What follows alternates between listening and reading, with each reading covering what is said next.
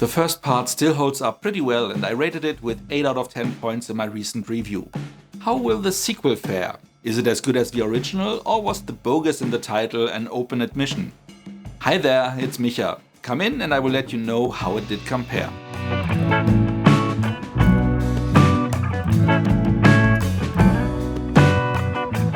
Roughly 5 years have passed since their excellent adventure, but Bill S. Preston Esquire and Ted Theodore Logan, aka the Wild Stallions, still haven't learned to properly play their instruments. Only the princesses, which hearts they conquered on their previous trip through history and which were rescued by their mentor Rufus into present times, have become pretty skilled musicians, one playing the drums and the other on the keyboard. Meanwhile, 700 years in the future, a rebellion against society based on the teachings of the Wild Stallions is taking place.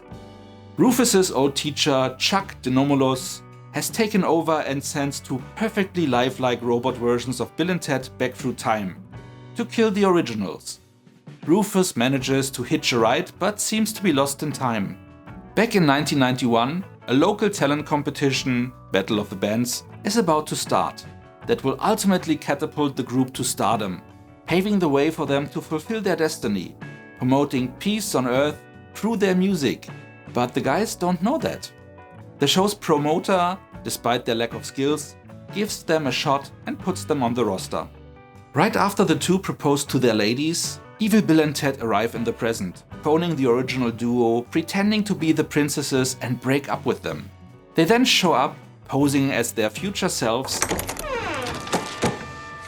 How's it going, Bill and Ted? Ted, it's us again. Offering to fix their predicament. We came to help you guys in your most unfortunate situation. Yeah. Trusting their robot alter egos. How do we know these guys are really us? Ted, we've been through this before. Okay, how many fingers am I about to hold up? 3. Whoa! Ends in them being thrown off a mountain in the desert and die. Whoa! Death appears and wants to guide them to heaven, but they want to stay and fix their lives. Death offers a challenge. If they beat him in a game, they can return to Earth.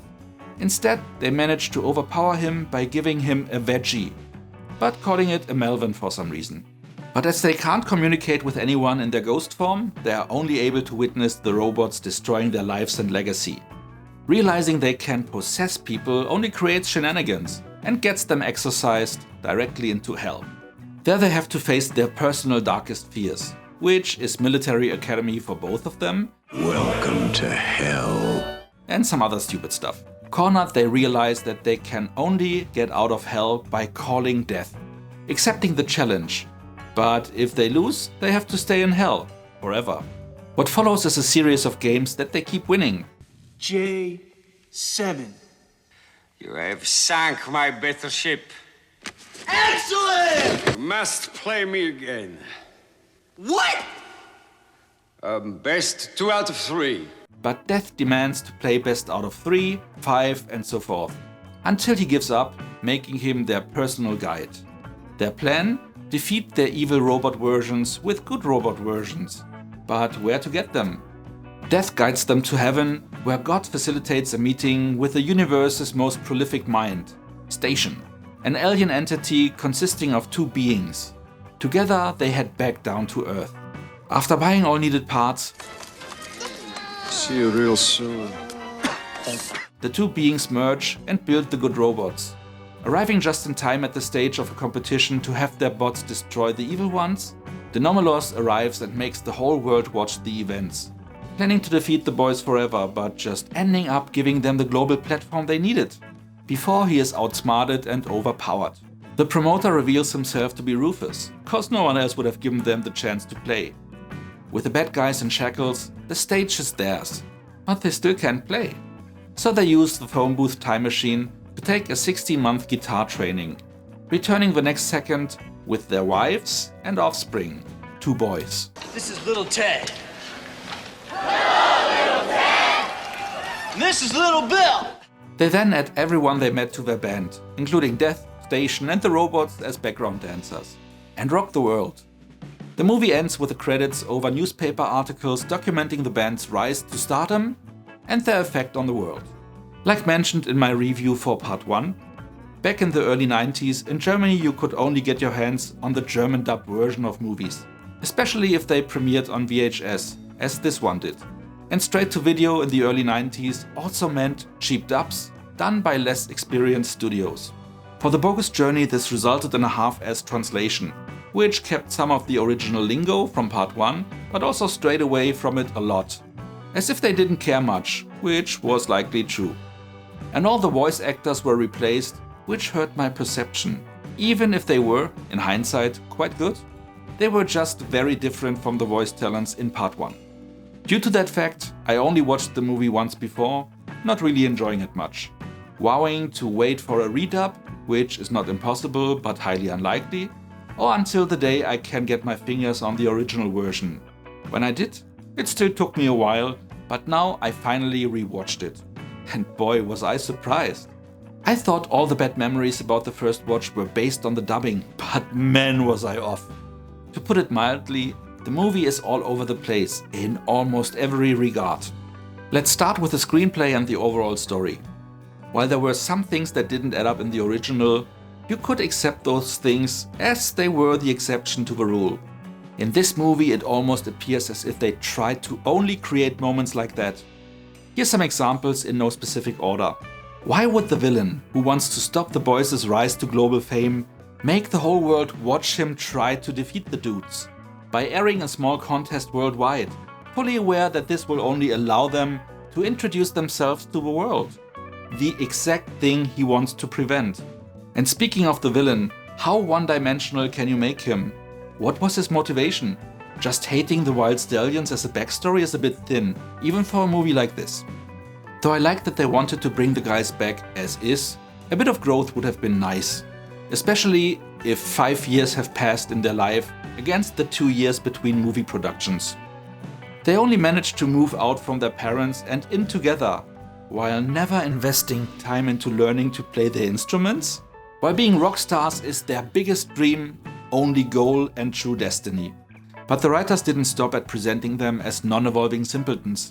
They also took their innocence, as they are now doing things to purposefully hurt others. Like knocking out and robbing kind souls on their way into heaven, just to sneak an audience with God.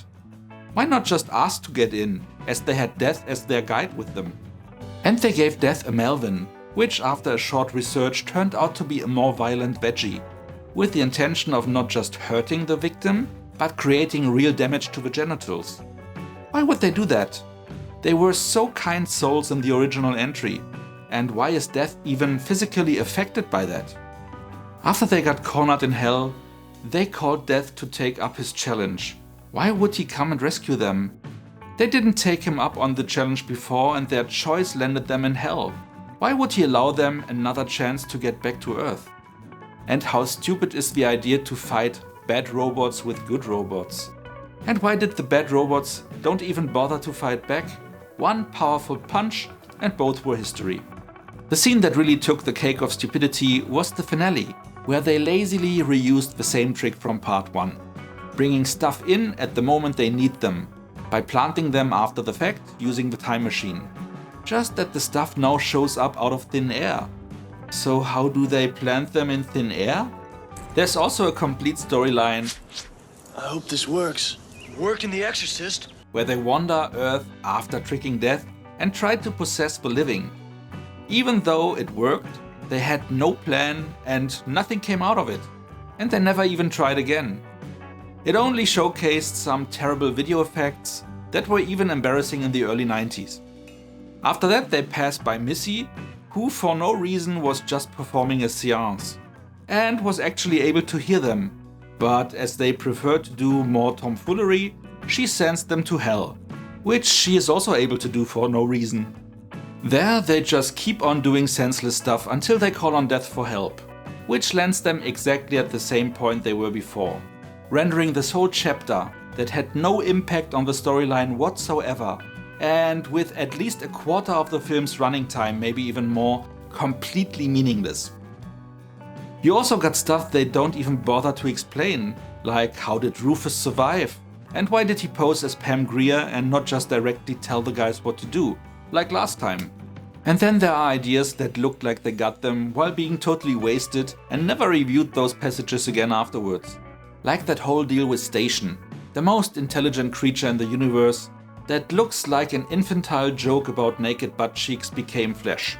Same goes for the scenes in Hell, where Bill is afraid of a kiss from Grandma, while Ted fears the Easter Bunny, which aren't even executed in a funny way. It almost looks as if they went for a completely different target audience, not fans of the first movie, teens, young adults and above, but aimed it all at kids, and kids only. Then there is the sexist stuff around the princesses, who according to part 1 are part of the band, suggesting it to be only 4 members.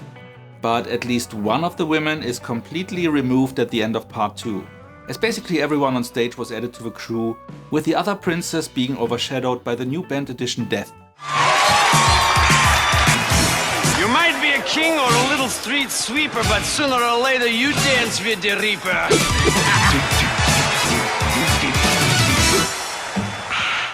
Who is prominently featured in the newspaper clips at the end. And with each sequel they are recasted, getting younger each time, resulting in an age gap of 12 and 15 years respectively in Bill and Ted Face the Music, the recent third entry in the franchise.